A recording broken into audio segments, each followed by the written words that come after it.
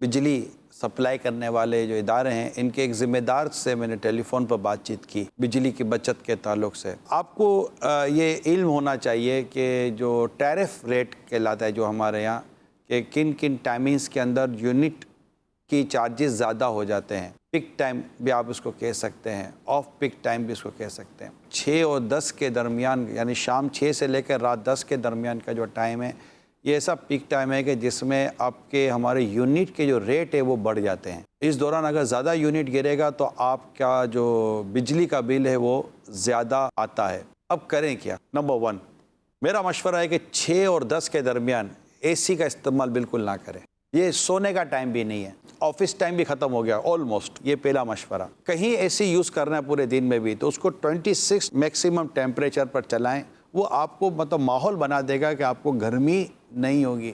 वरना यहाँ तो थोड़ी बहुत ठंडी ले लेंगे, लेकिन जब बिल की गर्मी आएगी ना तो वो पसीने वैसे ही छोड़ा देगी। अच्छा, अब फैमिली को चाहिए कि 6 और 10 के दरमियान मुख्तलिफ कमरों में बैठने के बजाय किसी एक कमरे में बैठ जाएं, किसी एक हॉल में बैठ जाएं। तीसरी एहतियात मैं आपको ये अर्ज़ करूँगा, स्पेशली 6 और 10 के दरमियान आप इस्त्री का इस्तेमाल ना करें। आयरन प्रेस जो कम करते कपड़े इस दौरान ना करें। जब आप इस्त्री का इस्तेमाल करेंगे 6 और 10 के दरमियान, डेफिनेटली ये आपका पावर ज़्यादा लेगा। 6 और 10 के दरमियान माइक्रोवेव का इस्तेमाल ना करें, कोई और ऑल्टरनेट यूज़ कर लें। 6 और 10 के दरमियान माइक्रोवेव का इस्तेमाल ना करें, माइक्रो ओवन का इस्तेमाल ना करें। ये सारी ठीक ठाक ये पावर लेती हैं चीज़ें जब ये चलती हैं। तो एक और मशवरा मैं आपको दूंगा। फॉर एग्जांपल, आपके घर में बिजली चली गई, इस वक्त कोई आपके पास अरेंजमेंट नहीं है, ना आपके पास जनरेटर है और कोई यूपीएस है जिससे आपका फ्रिज और डिफ्रीजर चल सके। 2 घंटे का अमूमन हमारे यहाँ बिजली का अगर ब्रेक डाउन आता है, लोड शेडिंग आती है तो 2 घंटे 3 घंटे फ्रिज हमारे बंद होते नहीं होते। क्या चीज़ ख़राब हो जाती है? नहीं होता। गोश्त ख़राब हो गया या खाना ख़राब हो गया? नहीं होता।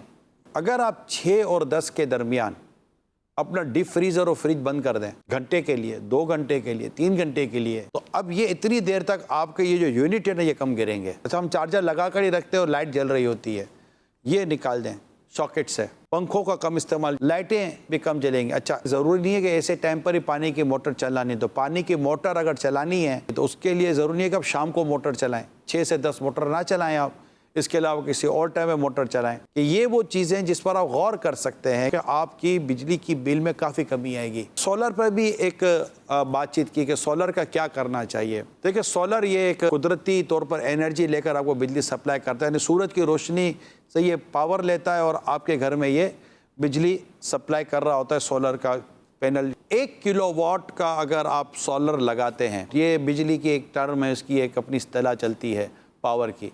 तो मैंने जो मालूमात ली थी कि मेरी मालूमात सही या गलत हो सकती है, लिहाजा आप किसी तजर्बाकार आदमी से मेरी दी हुई मालूमात को क्रॉस चेक करके जो दुरुस्त हो उस पर अमल कीजिएगा। मिसाल के तौर पर जिसके घर में एसी नहीं है, अगर वो चाहे तो 1 किलोवाट का, अगर उसके पास छत है, क्योंकि इसके लिए छत ज़रूरी है, तो 1 किलोवाट का सोलर अगर आप लेते हैं तो शायद 1,25,30 हज़ार के दरमियान शायद आपको ये सोलर की कॉस्ट पड़ेगी। तो इससे शायद हो सकता है कि आपकी 3 से 3,500 हज़ार रुपये की माहाना बिजली की बचत एक्सपेक्टेड है। अच्छा, ये जो सोलर आप पैनल जिसको मैं कह रहा हूँ, इसकी जो मैंने मालूमात ली है, ये 3 साल में आपकी जो बिजली की जो बचत होगी तो 3 साल में आपकी सोलर की पेमेंट निकल आती है। अब ये जैसा बिजली का बिल, लेकिन 1 किलोवाट का सोलर पैनल ये अमूमन उस घर को किफ़ायत करेगा जिसमें एसी नहीं है।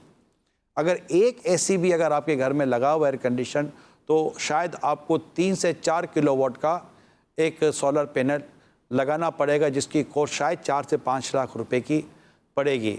तो यूँ समझिए कि आप माहाना बिल पेमेंट जो कर रहे हैं, तो आपने एक साथ गोया कि इतने 2-4 सालों का बिल पेमेंट कर दिया, इतना यूनिट बचेगा तो इतनी कीमत बचेगी। मैंने अपने जान पहचान वालों को देखा है कि जिन्होंने सोलर लगाए हुए हैं, और आज की इन्फॉर्मेशन लेने के बाद मैं भी सोलर के मामले में थोड़ा सीरियस हुआ हूँ। ये टू बी फ्रैंक मैं अपनी पर्सनल बात आपसे शेयर कर रहा हूँ। तो ये अच्छी बचत है, और मैंने ये पावर सप्लाई करने वालों से मालूमात थी तो उन्होंने तो बाकायदा रिकमेंड किया कि हम तो रिकमेंड करते हैं कि आप सोलर लगाएं।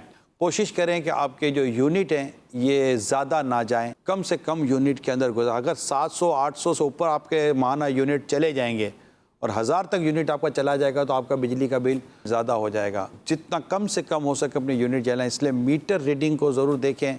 अगर गौर करेंगे तो इंशाल्लाह उम्मीद है कि आपको अपने बजट को मेंटेन करके, उसको मैनेज करके आप अपनी इस मौजूदा आमदनी में इस तरह घर चला सकते हैं कि आप इंशाल्लाह पुरसुकून रहें।